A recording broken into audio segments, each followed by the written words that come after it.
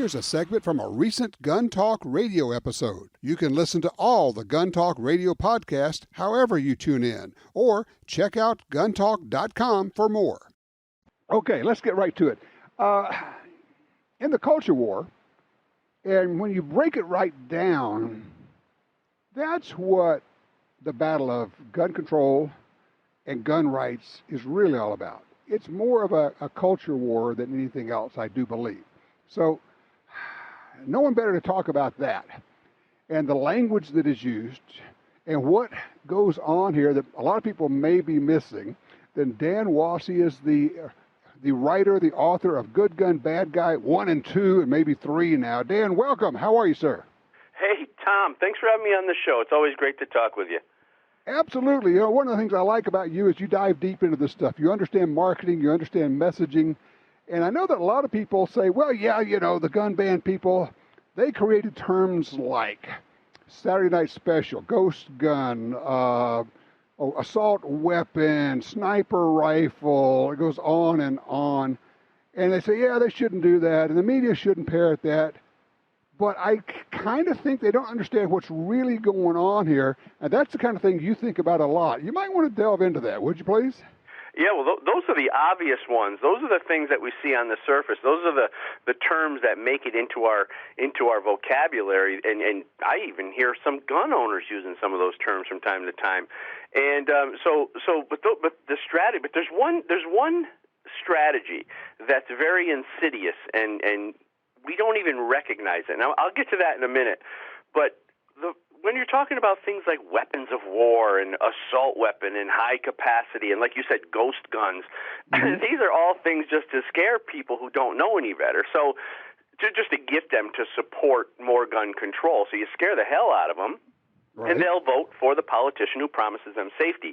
All these terms mean to them. I mean, we understand that these terms are being made for nefarious reasons.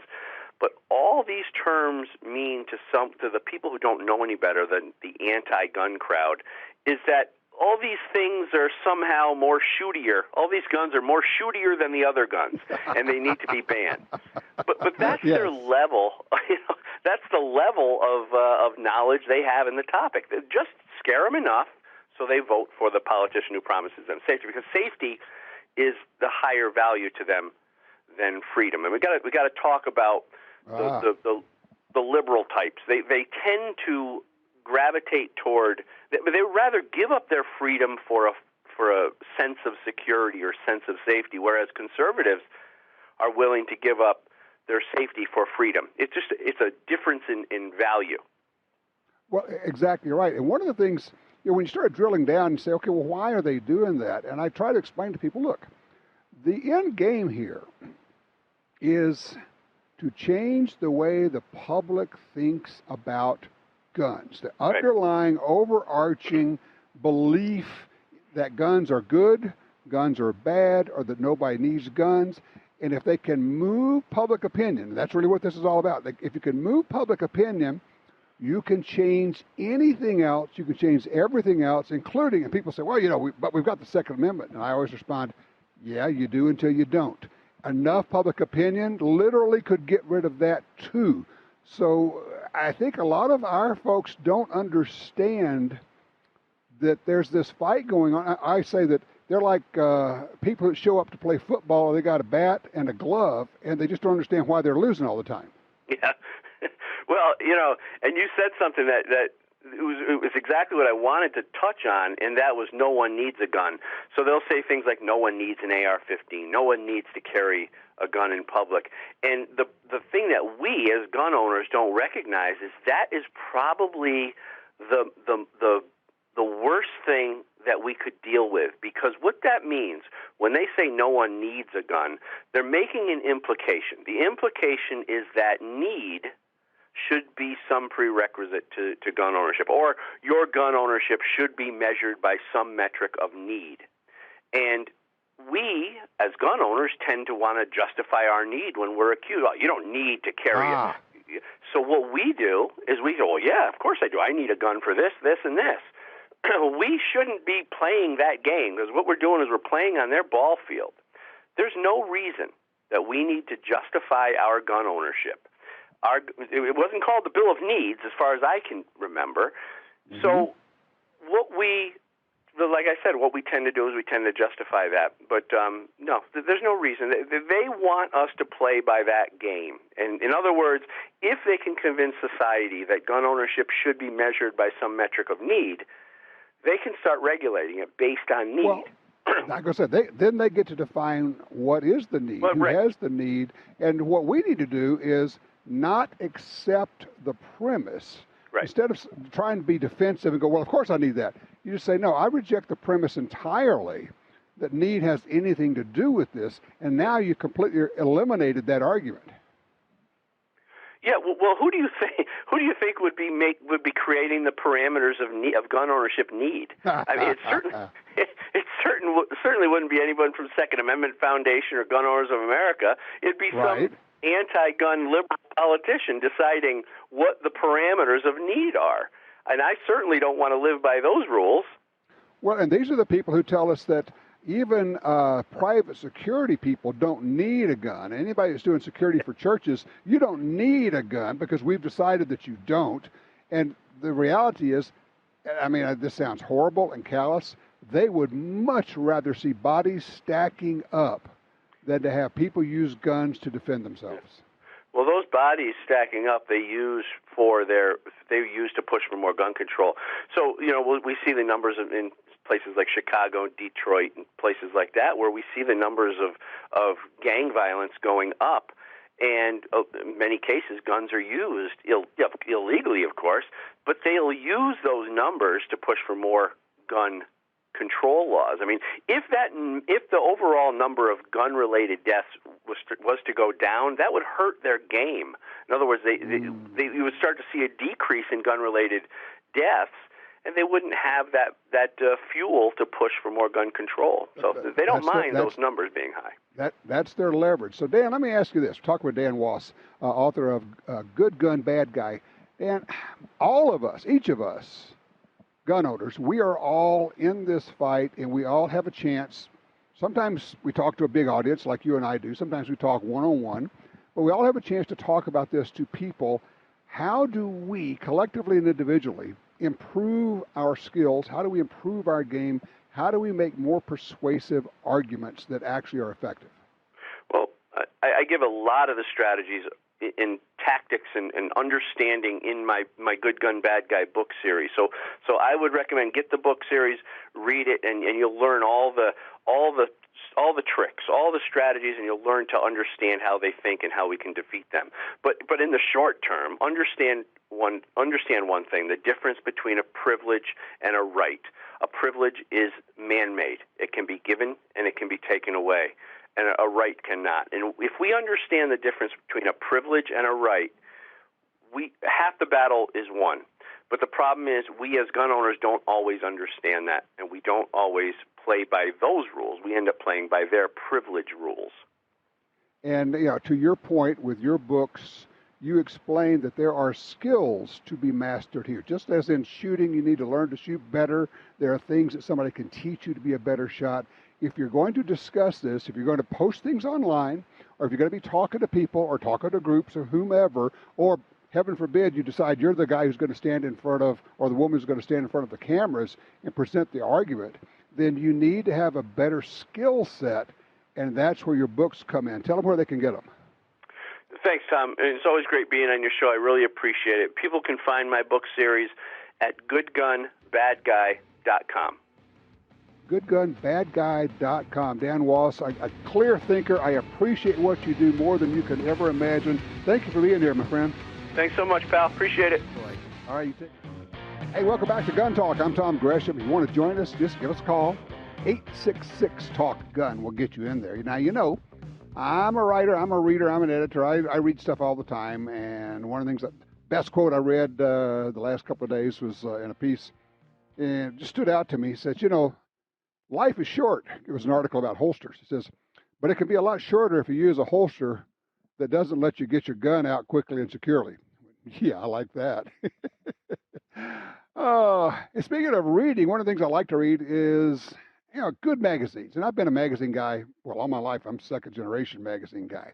Uh, I've edited magazines, written for lots of magazines. Recoil magazine, excellent, excellent magazine if you're into guns or good stories or background. It's very different from other things. Joining me right now to talk about, well, the magazine, but also the saga of YouTube and gun videos. Iain Harrison, he is the editor of Recoil. What'd you say, Iain? How you doing? Tom, great to hear from you. Doing great, thanks.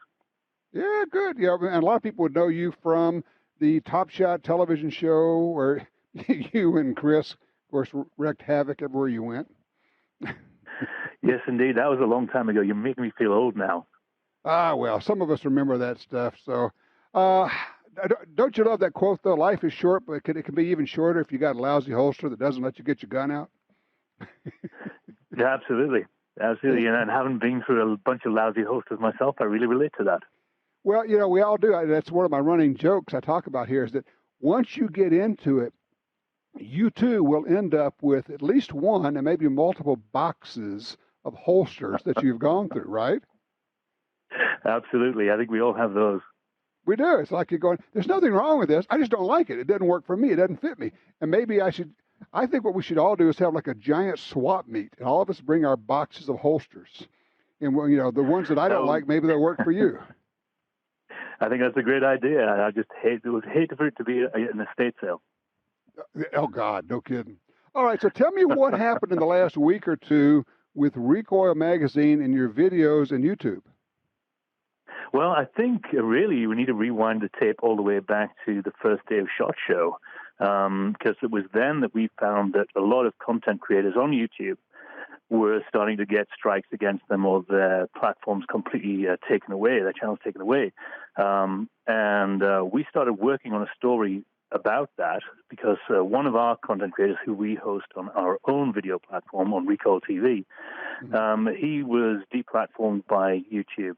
And so we thought, there's definitely something happening here. And so what is the story behind all the headlines? And so we started digging a little bit deeper. And then as we were working on that story, sure enough, we got nuked as well. So it seemed like there was a wider story in play here, certainly something that was happening to affect a great number of content creators on YouTube. And sure enough, yep, it was. And and when you say you got nuked, they actually took down your channel. Absolutely, yeah. Yeah, all the videos that we created over the course of the last almost decade had disappeared. And so, Unfortunately, that didn't affect us. Yeah, fortunately, that didn't affect us as badly as some of the other guys because, we saw this happening. Saw the writing on the wall a few years ago, so we set up our own video platform so that we would not be beholden to YouTube and the tech oligarchs, and so that we could control that part of our business. So really that didn't affect us too badly, but people who had made a livelihood out of creating good gun content on YouTube simply had that taken away from them.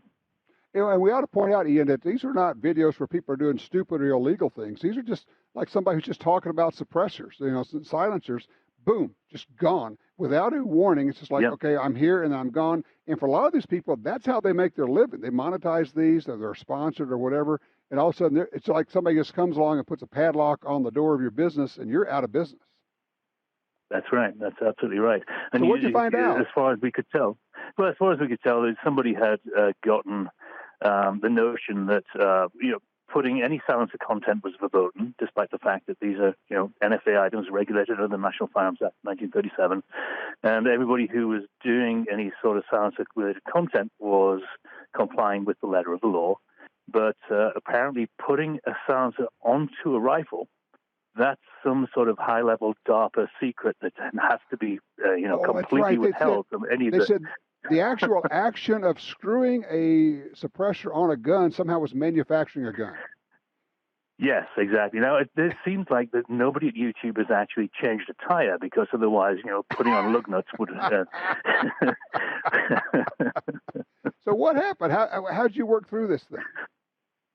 I think there's a lot of concerted effort behind the scenes of certain content creators who had a direct link into YouTube and the people behind the scenes there. So they started working on behalf of a lot of content creators. We publicized the thing on our own website, put out a story about it. A lot of other people picked up on the story also. And I think the combination of the two factors was enough to convince the people behind pulling the strings at YouTube that maybe they'd overstepped the mark. Now, we got our channel back, but I think it just shows you that it underlines the fact that these people are not friends of either the First or Second Amendments. They're actively working against our lifestyle, and so really, what are we doing why are we supporting them? Well, exactly. I mean, over at Gun Talk, we created our own video platform, same thing that you've done, because we saw that years ago. Said, look, if we have everything on YouTube, we can wake up one morning and it's all gone, and there's nothing you could do. It's their platform. We have nothing to say about it, and so we did the exact same thing, trying to mitigate that.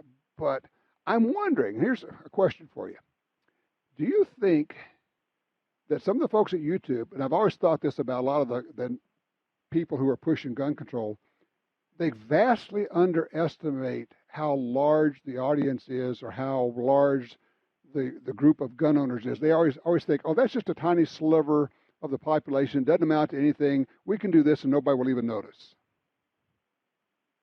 Yeah, I think that's a very valid concern, or a very, very valid point, Tom. I think because they exist in their own little echo chamber, they don't perhaps, they're not exposed to the people that we are.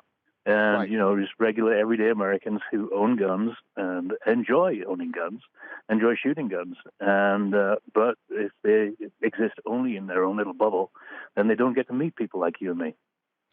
So as of right now, YouTube has come back and said, oh, we made a mistake. We're going to undo that. But that's all for right now, until the next either algorithm or intern gets a hold of the button and says, oh, guns are icky. We're going to get rid of all those. Exactly. I trust them about as far as I can throw them. And so I think, we obviously need to continue to take steps to mitigate that threat. Exactly right. Let's do this. I'm going to take a break a little bit early. Going to hold you over because I want to talk about some of the things you've been looking at: new guns, new products, new gizmos. Because there's a lot of stuff out there, and you guys get to play with all of it kind of the same way we do. And I'm curious as to what your take is and what gets your attention these days. We're talking with Iain Harrison from Recoil Magazine. Check it out, recoilweb.com. I'm Tom Gresham. Be right back with more Gun Talk. All right, back with you, Tom Gresham. It's Gun Talk, 866-TALK-GUN. If you check it out with guntalk.com. Oh, gosh, we have presence everywhere. Facebook, YouTube, Amazon Fire, anywhere you get podcasts, anywhere you get videos, you just put in Gun Talk, we're everywhere there. It's kind of like the folks over at Recoil. Started off just as a magazine, a really good magazine, I might add. But now they're everywhere. We're talking with Iain Harrison. He's the editor of Recoil and does a lot of other things. Former gun toter in some form of nondescript. We can't talk about military unit over in England. How you doing, Iain? I'm doing great, Tom. Great to be back. Okay, so you are walking around SHOT Show looking at stuff, and also you guys get all the advanced stuff in, and one of the things I was going to ask you about, I'm going to ask you what got your attention, but it occurred to me, I'm looking at all these introductions of new 5.7 guns, carbines, pistols, Smith & Wesson's pistols. It's like 5.7 has a new wave coming out. Yes, indeed. The 5.7 has definitely seen a resurgence, and I think it's great because not only is it great in handguns and carbines, but also one thing I'm looking forward to doing is chambering like a small bolt gun in 5.7, because I think it'll be the perfect modernized .22 Hornet. Oh, wow. That's cool. What an interesting idea. And then, of course, I knowing you're going to screw a can on it. Naturally. we are civilized men after all. That's true. It's the only civilized way to go. Okay. But yeah, and of course, as I explained to people, man, when you go from a 5 or 6 inch pistol barrel to a 16-inch rifle barrel, you just picked up like 300 feet per second. You made it a different cartridge. Mm. Yep, absolutely. And, the performance really is enhanced by that extra barrel length. But I've also been tricking it around with doing things with shorter barrels as well, not just in 5.7, in fact, at the opposite end of the spectrum. And you actually called me at work today, sitting at my desk, and on the desk is something I have. It's a 7-inch AR-15 barreled upper. So it's going on a registered short-barreled rifle. But the caliber is kind of interesting, and this is one for you. I'm sure you'll appreciate it. It's the 510 Grizzly, which kicks out a 570 grain soft point bullet at around about 1050 feet per second. What? So subsonic. wait, go over there. How much does this projectile weigh? Well, the sort of mid-range version, the middle weight is 570 grams. Holy moly, that's like throwing a baseball. Yeah, the recoil is about equivalent to a 20 gauge. So it's pretty comfortable. You're throwing a big chunk of lead, but it's going subsonic. Yeah. So quiet, very civilized, but it hits like the fist of an angry god. So what's the projected use? What are we doing with this thing? Well, I really want to take it hog hunting. I think it'd be kind of a fun thing to do. Yeah. But then you also think, as a home defense gun, quiet, put a can on it, and now. And I think pretty much one and done. Yeah, no kidding. Wow, I had not seen that. That's very cool. Yeah, I'll have to send you one. All right, so what else you got? The next thing that's going to be arriving and picking up tomorrow is the new Oracle Arms 1911/P320, and I'm sure you saw that one at SHOT Show as well. And I think 2023. Yeah. Somebody actually shoved into my hand a grip module for a P320 that was a 1911-ish grip module. Yep. There's a lot of guys who are making those now, and I think SIG did a great thing with regards to 320 with making it pretty much open source, so anybody can come along and make aftermarket parts for it. So consequently, it's they took a little bit of a change in tack as opposed to say Glock, which have never supported any of the aftermarket. Right. But SIG went, yep, here you go, have at it, go wild. Interesting. So now you think, okay. Because for those who don't know, you got what's it called, the PCU, just the little bitty internal part of the pistol is really the registered or licensed serialized pistol part. Now you can build a grip and a barrel and everything else, the module around it, and make it anything you want it to be. Exactly. Or you can make it into a carbine. Yeah.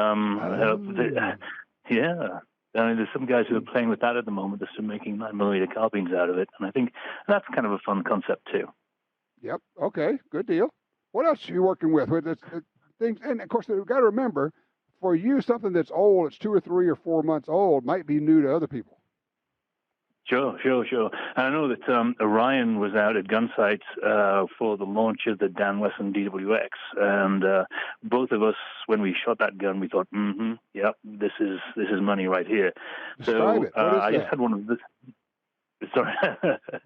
Well, I just did. Sorry, go ahead. No, I just say, what is that gun? Oh, the DWX? Oh, yeah, good point. So take all the best features of a 1911 and then marry them to the CZ75. So you get the great ergonomics, the great feel in the hand of the CZ75. You have the wonderful single-action trigger of a 1911. And then you have 19 plus 1 rounds of 9mm on tap. Now, it's an all-seal gun, so it shoots very, very soft. And the only criticism anybody had of it, really, when it was launched, was that it never had an optics cut. So you were pretty much stuck with iron sights. And for those of us who are perhaps advancing in age and can no longer focus on the front sight, that's kind of a retrograde step. So I got Dave Fink up at Fink's Custom Guns at Gunsight to go and cut that one for an optics. Yeah. So that's good. That's good for you old guys who needs the optics like that. Exactly. And although I'm fighting it, fighting it tooth and nail every step of the way, red dots on everything, mate.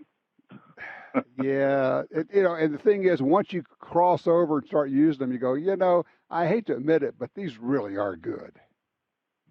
They are, yeah. I mean, obviously, it takes a little bit of a learning process in order to get used to presenting the gun in the right position every time in order to pick up that red dot the same way as you would a front sight. But once you do that, Yep. Being able to ring steel at 200 yards is not something to sniff at. No, it's not. One of the things I was just thinking about is we've been through these cycles where guns are hard to get, and then they're plentiful, and ammo is almost impossible to find. And now, at least in a lot of calibers, there's a lot of ammo out there. One of the things I've been telling people is, seriously, this is a cycle, and there's going to come a time again when we're going to be short on ammo. And I'm just saying, buy when you can, not when you have to. Start stocking up. 100%, 100%.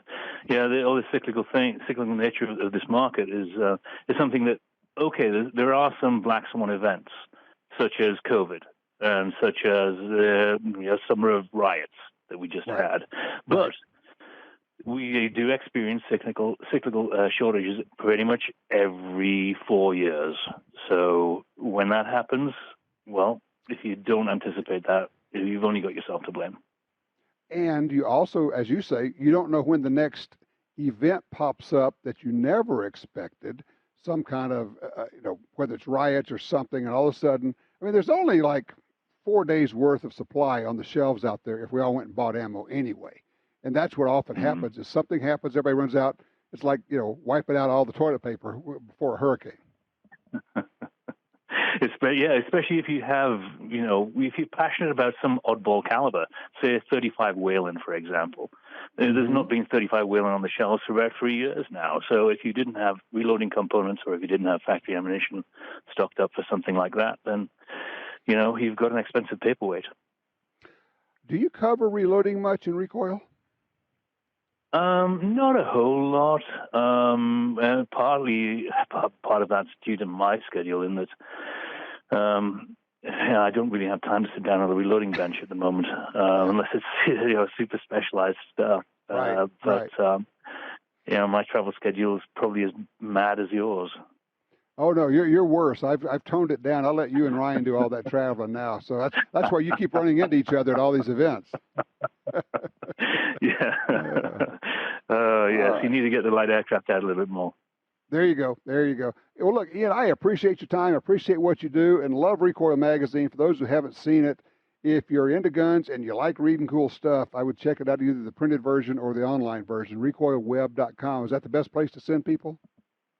Absolutely. Thank you very much, Tom. Absolutely. You take care. Iain Harrison from Recoil.